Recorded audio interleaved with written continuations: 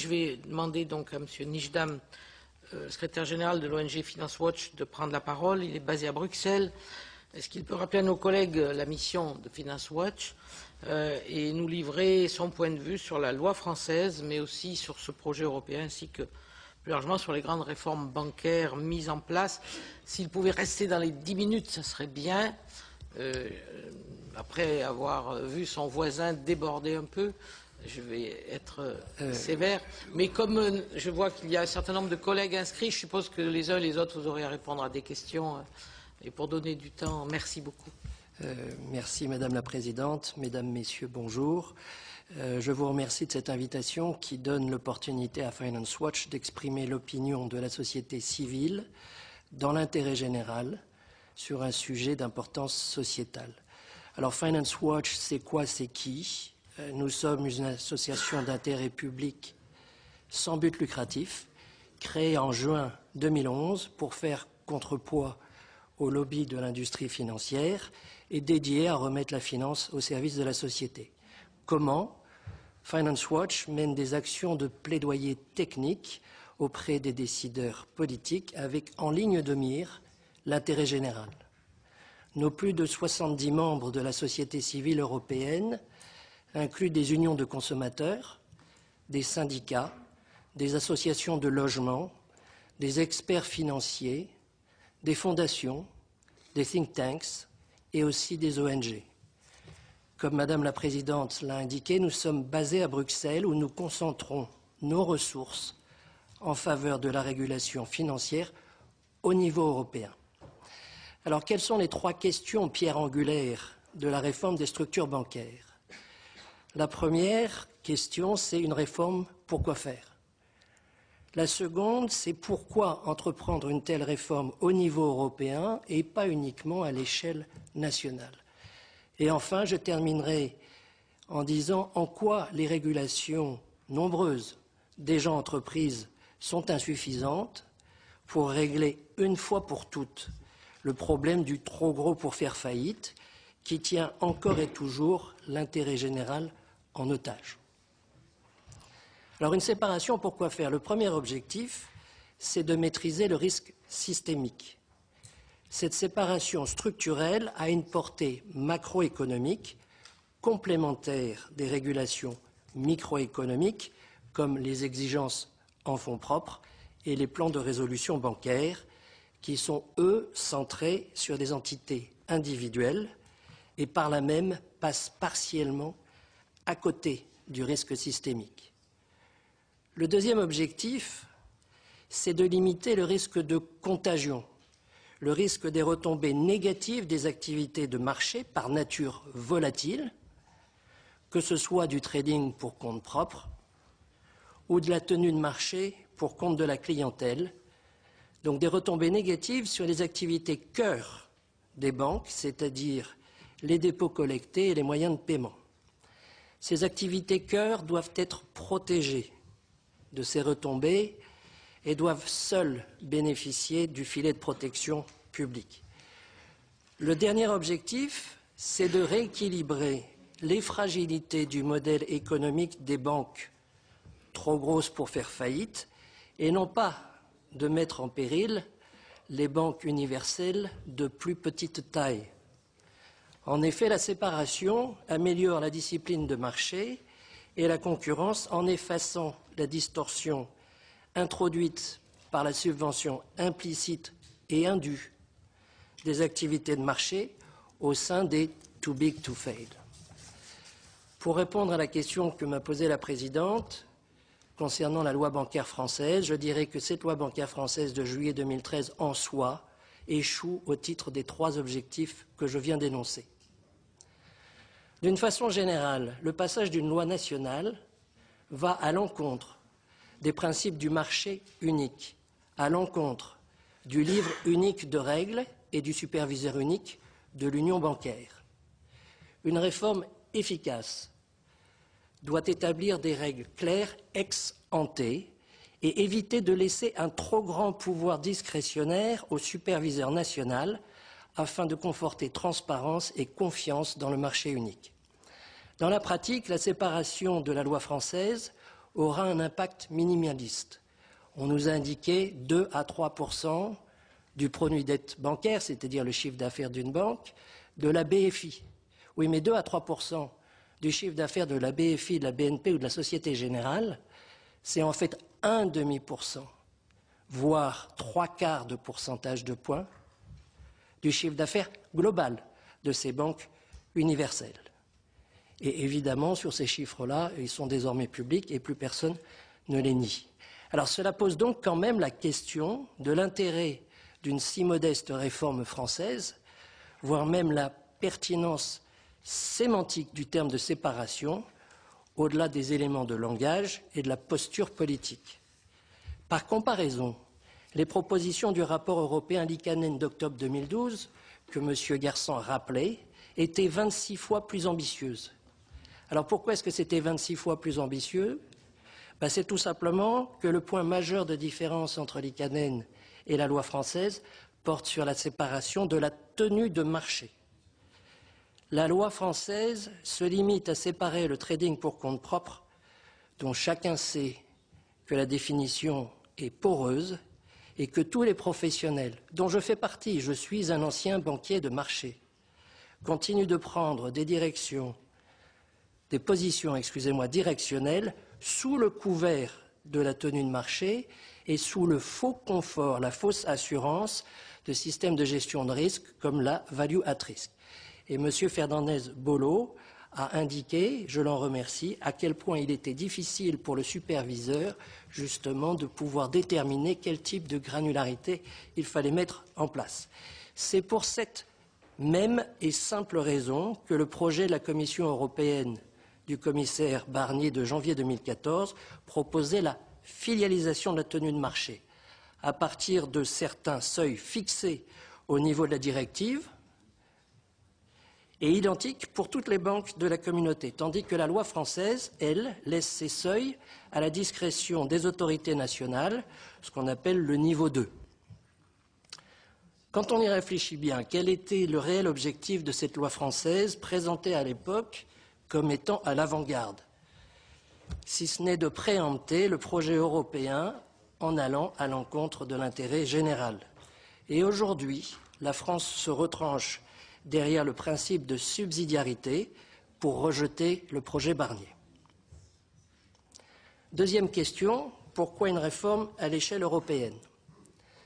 Il faut le répéter, une réforme européenne améliore la discipline de marché et la concurrence. Elle remet les banques européennes sur un pied d'égalité en uniformisant les règles du jeu. Ce qu'on appelle le Single Rule Book doit être ainsi renforcé, ce qui est d'ailleurs l'objectif recherché par le superviseur unique dans le cadre de l'union bancaire. Le projet Barnier de la Commission européenne est équilibré. Il concernait 29 ou 30 banques européennes sur 8000 institutions bancaires en Europe. De notre point de vue, le projet Barnier devrait être même renforcé et non pas dilué, tel que préconisé par le rapporteur suédois du Parlement européen, M. Hökmark, en janvier 2015. D'après certaines rumeurs, les amendements dits de Hökmark, au nombre de 90 par rapport au projet Barnier, limiteraient le champ de la réforme à 8 ou 9 institutions, dans un grand flou, et un pouvoir discrétionnaire élargi laissé aux superviseurs nationaux. Bref, et nous l'avons dit publiquement, la proposition Hökmark viderait de sa substance le projet Barnier et le rendrait inefficace par rapport aux 3 objectifs initiaux d'intérêt général. Alors, pour terminer, je vais maintenant dire pourquoi les autres régulations sont insuffisantes pour régler le trop gros pour faire faillite qui nous tient encore collectivement tous en otage. Première chose, les cadres réglementaires mis en place sont fondés sur le statu quo d'un système bancaire doté de mégabanques. Alors soyons un peu plus précis. En matière d'exigence en fonds propres, ce qu'on appelle le CRD4, mais l'exigence en fonds propres c'est suffisant, je ne vais pas vous donner l'acronyme, nous considérons que les banques nécessitent encore plus de fonds propres en dur et moins d'effets de levier pour résister aux chocs futurs et continuer à financer l'économie réelle. Malheureusement, les fonds propres des plus grosses institutions interconnectées, qui sont donc classées comme systémiques, seront insuffisants dans le cadre d'une crise, notamment à cause du risque de contrepartie sous-jacente à leurs activités de dérivés. L'effet de levier et le risque de liquidité induit par le recours à des financements à très court terme sur les marchés de gros augmentent de façon disproportionnée le risque systémique des activités de marché. Ils rendent le montant des capitaux propres nécessaires difficile à estimer ex ante en cas de crise systémique. C'est ce qu'on appelle le paradoxe du régulateur, qui a été mis en exergue de façon extrêmement convaincante dans l'étude récente de l'OCDE publiée par Adrian Blundell-Vignal, Paul Atkinson et Caroline Roulet. Ensuite, en matière de plan de résolution, l'acronyme c'est BRRD. Une remarque principale. En l'absence de séparation juridique, comme proposé par le rapport Liikanen, on ne fait que filialiser à ce stade. Il sera dans les faits extrêmement difficile pour une autorité de supervision d'exercer son pouvoir discrétionnaire et imposer la scission d'une banque universelle, notamment si les autres superviseurs nationaux ne suivent pas cette voie. C'est ce que souligne à très juste titre l'autorité bancaire européenne. Autrement dit, le mécanisme de résolution va tout simplement se gripper et échouer. Pour une grande banque systémique française, de l'aveu même de l'une d'entre elles, très dignement représentée ici, le plan de résolution, c'est 1800 pages. Ceux qui croient qu'un tel plan peut être mis en œuvre en un week-end en porteront la responsabilité vis-à-vis de l'opinion publique et des décideurs politiques. Enfin, en matière du niveau requis de capital pouvant absorber des pertes dans le cas des banques systémiques, l'acronyme est horrible, c'est TLAC qu'on appelle TILAC, et qui vient d'être préconisé par le Conseil de stabilité financière en novembre 2014. Je ferai deux réflexions. Une première au niveau microéconomique et ensuite au niveau macro. Sur le plan micro, le TILAC repose sur l'hypothèse que les fonctions bancaires indispensables sont organisées de telle façon que l'absorption des pertes éventuelles des autres activités non critiques sera discriminée et limitée au bon endroit. Mais ce postulat ne tient malheureusement plus dans le cas d'une banque européenne systémique à l'échelle mondiale, dotée d'activités et de structures trop complexes, comme l'a rappelé M. Gersan, pour être gérée. D'où la nécessité d'une réforme des structures en amont, via la séparation. Au niveau macro maintenant, l'objectif du TILAC est de placer ces instruments de dette en dehors du système bancaire pour éviter la contagion. Mais cela peut s'avérer un vœu pieux, car la mise en œuvre du renflouement par les créanciers d'un établissement de trop grosse taille pourrait entraîner la défaillance d'autres acteurs non bancaires, type assureurs ou gestionnaires d'actifs. Souvenons-nous que si le Trésor américain n'avait pas renfloué AIG, de grandes banques internationales, dont une contrepartie française très connue, auraient été défaillantes et entraîné des faillites en chaîne. Pour conclure, le problème de la taille ne peut être résolu qu'en morcelant ces grosses banques via une réforme de leur structure, passant par une forme de séparation ou tout du moins de filialisation. Le paradoxe de la crise, c'est qu'il en est ressorti des institutions encore plus grosses pour qu'on puisse les laisser faire faillite. Ne pas vouloir placer la tenue de marché dans les activités à séparer et la reconnaissance explicite par l'industrie elle-même de l'existence d'une garantie indirecte des États et donc d'une subvention accordée par les contribuables à l'insu de leur plein gré. Au moment où la société civile subit des plans d'austérité, la non-séparation revient, je sais que c'est une image, mais il faut aller à l'essentiel, à garantir le bonus des opérateurs de marché de ces banques systémiques, ce qui n'est pas de nature, moi en tout cas en tant que citoyen, à me redonner confiance confiance dont on a tant besoin pour relancer la croissance. Merci.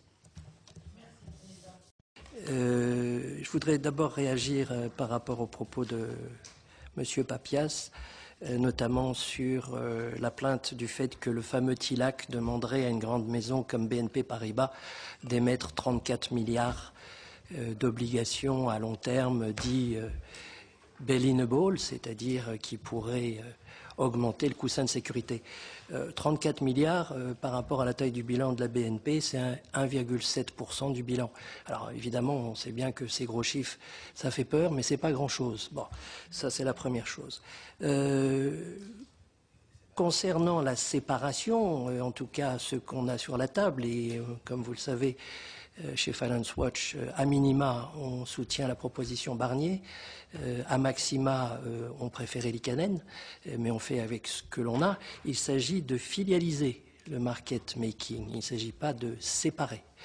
Alors, si cette filialisation crée des problèmes de rentabilité pour les banques en question, ben, j'ai déjà, moi, si vous voulez, des éléments de réponse. Dans une ancienne vie, après avoir été banquier de marché non repenti, parce que j'ai quitté le secteur avant qu'il parte à la dérive. Et je voudrais juste dire, c'est qu'un repenti, c'est habituellement un mafieux qui balance les autres pour obtenir une forme d'impunité, ce qui n'est pas mon cas. En tout cas, après avoir été banquier de marché, j'ai été analyste bancaire et j'ai suivi le secteur bancaire français depuis le début de la crise. Si cette filialisation pose des problèmes, la solution, c'est éventuellement de fusionner certaines de ces banques de marché françaises. Il y en a 4 sur les 4 systémiques, c'est 2 de trop. Bon, je ne vais pas vous ennuyer sur le raisonnement, mais je pense et j'espère qu'à un moment donné, les actionnaires de ces grandes banques se rendront compte que les risques restent importants et la rémunération insuffisante. Concernant le fait que les banques françaises sont des paragons de vertu par rapport au subprime, alors, globalement, oui.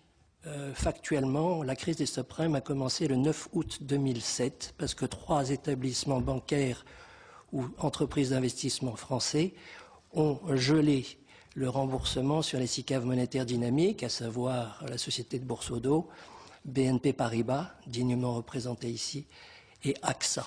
Bon.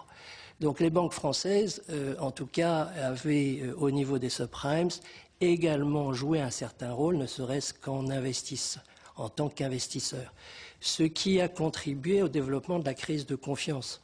Je suis tout à fait d'accord avec Alain Papias, une banque, comme n'importe quelle entreprise, ça saute d'abord sur une crise de liquidité avant une crise de solvabilité. Mais la crise de liquidité, elle se développe rapidement quand la confiance est ébranlée. Et évidemment, l'effet de levier des banques est tellement important qu'il suffit de pas grand-chose pour que cette confiance soit ébranlée. M. Papias a rappelé à juste titre les difficultés auxquelles la BNP a fait face à l'été 2011 avec la fameuse crise de liquidité dollar, dont un peu plus de 100 milliards a été retiré. La BNP a depuis fait de très gros efforts, je le reconnais, en matière de liquidité. Il n'empêche que les activités de marché restent structurellement mal financées au travers, et je ne veux pas être trop technique, de ce qu'on appelle le marché des repos, c'est-à-dire les ventes en réméré, qui, malheureusement, en période de crise, sont procycliques et entraînent un tout petit peu un effondrement des marchés parce que tout le monde est vendeur dans le même sens en même temps. Ne croyez pas que chez Finance Watch, nous soyons opposés au marché financier, au marché des capitaux. Je laisserai M. Gerson répondre à la question concernant le marché des capitaux uniques tout à l'heure. Il est beaucoup plus compétent que moi sur ce sujet. Nous ne sommes pas du tout anti-marché. On dit seulement ces marchés ne doivent pas être au milieu d'une banque universelle, parce que ces banques universelles, on parle des trop grosses banques pour faire faillite, finalement, la symétrie est totale vis-à-vis de la société civile. Quand ça va bien, il n'y a pas de problème. Quand ça va mal, c'est le taxpayer, c'est le contribuable qui se doit, tel que l'a rappelé M. Gerson, de renflouer ou de supporter ces banques. Les banques françaises ont quand même fait, en septembre 2008, l'objet de garanties d'État qui, même si elles n'ont pas été toutes utilisées, étaient là pour assurer les marchés. Sinon, elles partaient dans le mur, comme les autres banques. On est en train de confondre deux choses. c'est la résilience des grosses banques et le fait qu'elles sont too big to fail et qu'il a fallu les soutenir. Dire qu'une banque universelle est résiliente parce qu'elle est diversifiée, c'est passer à côté du problème. Les banques françaises, on en a 4 dans la liste des 30 banques systémiques. On est vice-champion du monde sur le sujet. Alors les champions nationaux, je veux bien, mais pour qui, pourquoi? Regardons un tout petit peu, et je vais ensuite m'arrêter, l'exemple allemand. On regarde toujours du côté de l'Allemagne et on leur envie notamment le fameux Mittelstand, ces PME fortement exportatrices. Le système bancaire allemand repose principalement sur des banques de proximité, les Sparkassen, les Volksbanken, etc., en gros 1500, qui se portent bien. Puis il y a une grosse banque systémique qui est la Deutsche, puis il y a les Landesbank qui sont un peu comme le Crédit Agricole et la Commerz. Mais les 1500 banques locales de proximité qui, elles, n'ont pas de salle de marché, disons, disproportionnée à Londres ou ailleurs, servent très bien les besoins de l'économie allemande. Alors, sur le shadow banking, même constat, mais si on veut commencer à résoudre le problème, il faudrait déjà couper le cordon ombilical avec les banques, notamment les activités de financement des hedge funds. Les hedge funds font aussi partie du shadow banking. Concernant les asset managers, la gestion d'actifs mentionnés, qui effectivement, certains, allez, il n'a pas été nommé, mais on va le nommer, il s'appelle BlackRock, qui a une taille de capitaux gérés supérieure au bilan de la BNP. Attention, 2 choses. Il ne s'agit pas d'un bilan bancaire, il s'agit de la gestion pour tiers, et il n'y a pas d'effet de levier. Okay ? Sur un bilan type bancaire, on a 97% de dette et 3% de fonds propres. Donc ce n'est pas la même problématique. La régulation. La régulation, ce n'est pas l'ennemi de la croissance. C'est la base du retour de la confiance. Si vous voulez de la consommation, si vous voulez de la demande consommateur, il faut de la confiance. N'oublions pas que c'est la dérégulation qui a entraîné cette crise économique d'ampleur historique dont on n'arrive toujours pas à sortir. La question posée sur les Eurobonds, alors je vais peut-être être un peu cynique, pour moi les Eurobonds, le problème a été résolu au travers de l'union bancaire, car au travers de l'union bancaire, on a en fait créé des Eurobanks. Et si effectivement c'est le contribuable allemand qui, le prochain tour, devra éventuellement sauver, peu importe, des banques espagnoles ou autres, le problème n'existe plus.